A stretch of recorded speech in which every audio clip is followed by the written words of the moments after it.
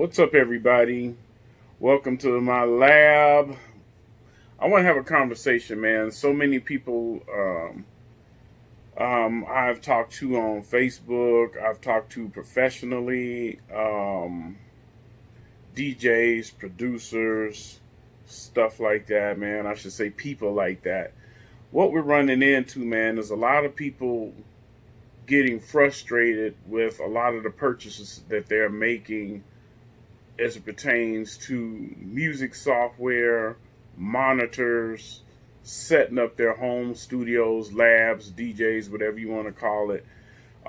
So I'm going to give you my opinions. These are my opinions based off of my experiences.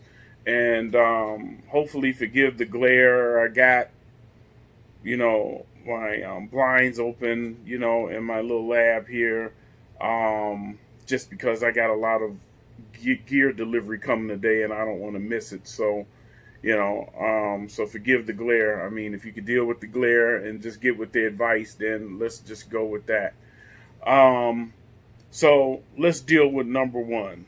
Number one is picking the right DAW or the right DAW, whatever term you want to use, music software. This is all personal. This is a thing where I could say, in my opinion, there's no better software than the next one. Some may offer more features, some may give you a few more bells and whistles than the other one, but let's keep it real. All of them are made to make money. You understand what I'm saying? You could download these things, you could purchase these things. A month later, 3 months later, here comes an upgrade. 4 or 5 months later, they're saying, hey, you got to buy this, you got to have that. Software companies are in the business to make money. Okay, so they're gonna be hiking things and adding things to entice you that you got to have this, you got to have that. This won't function without you getting this first, or this won't function without you getting that, or you can do this on it, but you're limited with this. So it's always going to be that situation. And I think anybody watching and listening to me right now knows exactly how that feels if you've been doing this for any length of time.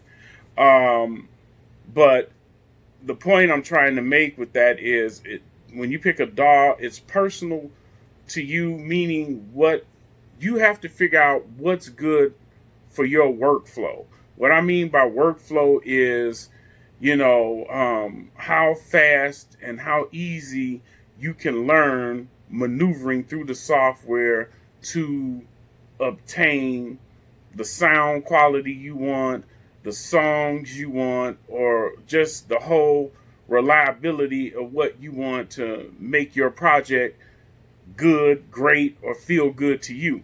So it's just like sitting in a car or something of that nature. You get in a lot of different cars, you test drive them, you try and see what it feels like. I would advise anybody, if you know anybody that's got the softwares, go to their home, go to their studio, try them out before you buy them. You know, understand what I'm saying? Sometimes the YouTube videos and the store techs and all of that will tell you, oh, get this one, get that one, but that may be comfortable for them to use. It may be something that they're forced to sell. You never know. So at the end of the day, it's up to you to pick the right softwares, the right DAW for you to use. There's so many guys that come in, they complain, they get mad, they get frustrated. The learning curve for it is very difficult for them, and then they tend to quit the program or get frustrated with the whole music scene or whatever that is, because people have either talked them into spending hundreds of thousands of dollars on different softwares that may not have been good for them at all, that probably were not working well for them at all, or wouldn't work well with them at all, because they didn't try different ones. You got Fruity Loops, Ableton, PreSonus, Studio One 4 is PreSonus. You have Studio One Professional. You got all these different types of DAWs. You got Cubase, Sonar, Pro Tools. It all depends on what you feel works well for you. You got PC users versus Mac users, and all of this stuff. So I mean, some people prefer using Mac. Some people prefer using PC. Some Mac people swear that the Macs are the best thing to do production on. Some people say no, it's PC. It is whatever. Let's say it again. Whatever works well for you. Nobody is right or wrong in this except your feelings and how well it works for you. You understand what I'm saying? So let's go to the second thing. Like I have these monitors in the background, Rockets. I got some more here on the floor, Yamahas and stuff like that. The point I'm trying to make with this is, again, buying monitors and speakers can be very, very challenging. It can be. You got to remember, one of the rules of thumb, it's going to sound like what you pay for it. You know what I mean? So if you spend $60 on monitors, more than likely they're going to sound like $60 monitors, especially if, they're brand new and you spend $60 on them. Let's say if you caught a deal on some Rockets, or you caught a deal on some Sonys or some Yamahas or some Aces or whatever that is, and you caught a blessing and you spent $60 on them and they sound great, that's a different situation. But if you're buying something brand new out the box, $50, $60, $70, $80, $100, they're going to sound like what you paid for them. That's the first thing. But also, let's make it very clear. Let's make this very clear. Y'all follow me now. It's, again, to preference. You have to consider the room you're in, how well it's acoustically treated. You have to consider all of these things. You have to consider how much frequency range do you need. I mean, how close is your back wall, from your speakers? Are you getting a lot of slap back? Basically, what I'm trying to say is you have to know your speakers. So you can get a decent pair of speakers, but you have to understand what your speakers do. Are they good with mid-range? Are they good with highs? Are they better with bass frequencies? Most of the time, you want to obtain speakers that have a good high bass frequency.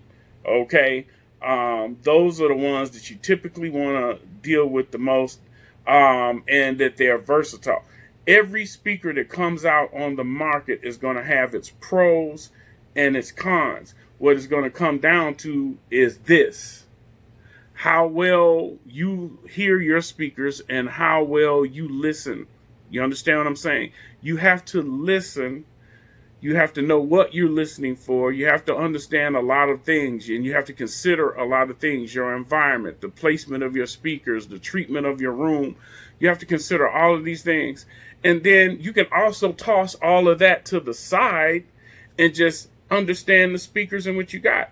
If you got a decent pair of house speakers, or a decent pair of speakers that you bought at a flea market or whatever, and you understand their frequency responses and you understand what they're doing, you can still do a good mix down. You can still do a good master because you understand your speakers. You could do the same thing with a decent pair of headphones. You want to try not to get speakers that are already colored, if you know what I mean, colorful. And I don't mean the black speakers or the white speakers or the red speakers. What I mean by that is in some of the wiring and technology of speakers and headphones, they bake in or embed certain technologies that may make your mix sound more colorful than what it is, or it may add a few more things to what you're hearing that's not true to what's really happening in your mix, if you understand what I mean by that. So you just kind of want to be careful of that. And if you understand your speakers, the ones that you buy, the ones you've been using for the last 15, 20 years or 10 years or 5 years or 2 days for that matter, just understand your speakers. I mean, you're going to have a lot of guys tell you, no, industry standards is you need to get those Aces. No, industry standard is, no, you need to get these Yamahas. No, other guys going to say, nah, man, they say a lot of things, but hey, get those KRK Rockets. And you're going to have other people going to say, everybody is going to tell you something different, bro. Bro, sister, bro, whoever's listening, but everybody's going to tell you something different. It comes down to what you are comfortable using, what you can afford, and what you have learned from the things that you purchased. You understand what I'm saying? So you want to learn the speakers that you got. You want to listen to them.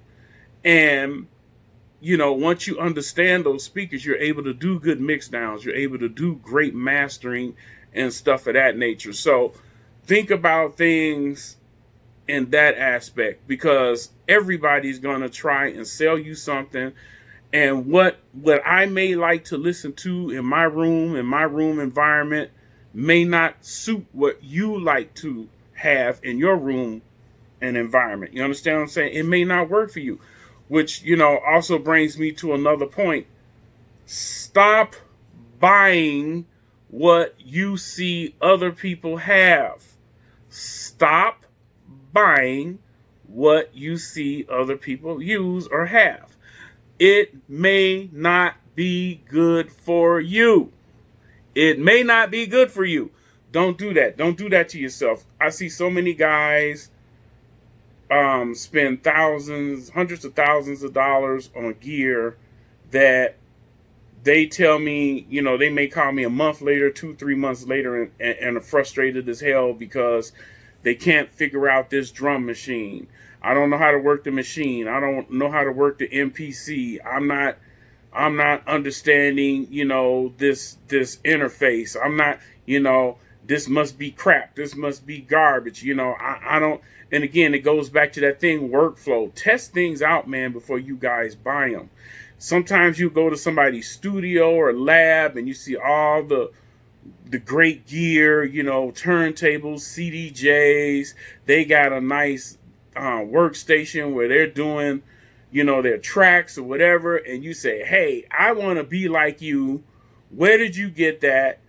And you go out and buy it, or you look at what they got. You take mental notes or physical notes, and then you go buy what your friend has, or you go buy what you saw in somebody else's studio or whatever, and you purchase all these things and you put them into your lab or your situation and find that they don't work for you, or you don't have the ability to understand the workflow or the learning curve of these things, and you soon get frustrated because you didn't know it was going to be that difficult. You didn't know that it was going to be that challenging. So now you get discouraged, you get frustrated, and then you get even more aggravated because you think about all the money that you spent, and you're not getting anything done. I know guys that have stuff right now, man, that's just collecting dust. This brand new gear. We're talking about high-end drum machines, key workstations, all of this, collecting dust in their home. They have it. It's the latest and the greatest thing, but they don't know how to use it. You know what I'm saying? They bought it because they saw somebody else with it. They bought it because somebody at the store says, hey, this is something you should have. This will do all of this and this will do all of that. Or you'll see a YouTube video, or you'll see, an article about it, and you say, hey, I'm going to buy that. You get it home, you tear open the box, you're happy, and you look at it and you say, okay, now what? Because let's be honest, most people don't read. They're not going to sit down. They're not going to read the PDF manuals. They're not going to read the manuals that come with the box. They're going to skim through them to learn the basics, and then they're going to try and figure it out because they figure, hey, I can figure it out as I use it. And then other people, man, never figure it out. They never figure it out. And they miss so many things. I know people that have been using certain softwares and certain hardwares like drum machines and keyboards, and they've been using them for years, and I'll come over to their studios or their home studios or labs or whatever, and I'll start working or doing tracks with them there, and they'd be like, oh, I didn't know that did that. Where did you find that at? And then you look at them and go, you didn't know that you didn't have this? You didn't know that this was something that you could use? How did you have this software? How did you have this machine for so long and not know that these features were here? You know, and you've had it for 2 years. So that comes down to how often you use your things, how often you explore them, how often you research on them, and how much you read, you know. I still have different softwares and hardware that I've had for years, and believe it or not, I can work, great through them. My workflow is very decent through them, but there's still things that I don't know. There's still things that I miss and don't understand, and I have to keep researching on them and practicing. Sometimes, you have to do certain things to help educate yourself, which brings me to my next point. Do demo projects. Don't start a project that you really want to record or anything like that. Just do demo projects. Create a fictitious project. Put a lot of elements in it that you feel that you're going to need, and start learning how to edit your music, start learning how to move over files, start learning, how to do your mastering, how to do your mix down. Look at all the tools and things that are in front of you, that your DAW, your software, or your gear affords you to use. Try and go through everything and just practice with it. Use your dummy project to learn everything that you can about your machines and your software. So I'm just putting that out there to guys, man. It's really mixing, mastering, DJing. The gear game is just what it is. It's a gear game. Every year there's going to be a better DJ controller. Every year there's going to be some type of better mixer. Every year there's going to be some type of better turntable, DAW upgrades. It's always going to be something. At some point you got to find a place and park in it and learn what you have, and learn that really well. And if you decide, hey, I want to step up, I want to add a few things, then do that without breaking the bank, without stressing yourself out. And remember, test, sample, as much as you can, as often as you can, before you make a firm decision to spend $300 or $3,000 or $5,000 on something that you may not like. It's the same thing for DJs, man. You don't have to buy all these different CDJs and controllers that come out every year. I mean, some people are gear junkies and they just want to have it to say they got it. But at the end of the day, you want to buy things that you know that you're going to use. Some guys may even do what we call primary, meaning your primary is the stuff that you use at home. Your secondary is stuff that you take out on the road if you're a mobile DJ or sound person or whatever. Certain things you just gonna use at home, and there's certain things you're gonna use in the field. So I can understand you having 2 sets of those things. But I ran into guys that's got 4 sets of CDJs, 4 and 5 sets of turntables, 5 and 6 mixers and limiters and amps, and all they do is sit at home and play music. And you look at a lot of the stuff and it's just collecting dust, or they just turn it on for effect. They turn it on, when they do their live videos, and look at all the bells and whistles and lights I got in the room, and isn't it pretty? And I think we as men get caught up in, ooh, it's pretty, and we forget about the practicality of things. We forget about how much money we spend on these things and not really using them. And I'm just saying, guys, let's get ourselves better together as DJs, performers, producers, or whatever that is, and let's get what we know we're going to use, learn the equipment and the gear that we have, and make sure it's tailored to our room and our workflow, what's comfortable for us, not what's comfortable for somebody else, not what's flashy and cool for somebody else, but what's good for you. Because I've seen a lot of people make a lot of great hits on some very basic stuff. When people come in and look at what they made it on, their jaws drop, like, you did it on those speakers, you used that software, really? And it came out like that? Yes, because they learned what they had. that was something that they were comfortable with. It's the same way with DJs and doing mixes and stuff like that. Use what you're comfortable using for you. Don't get caught up in the peer pressure of, man, I got to keep up with this guy or that guy or the latest technologies and all of that. You know, don't get caught up in that. When the technology game changes and it's a situation where you absolutely have to buy into that in order to maintain a living or to keep your studio functioning, then by all means do that, but research it first. Find out if there are alternatives, if there's ways around it where you don't have to spend the money, because money and time is very precious and people tend to lose that a lot. So hey man, that's my advice for you guys. DJ Derek Smoking Jones out. Music Alliance Festival is August 1st in Matson, Illinois. One main stage. Tickets available on Eventbrite. Music Alliance Festival 2020.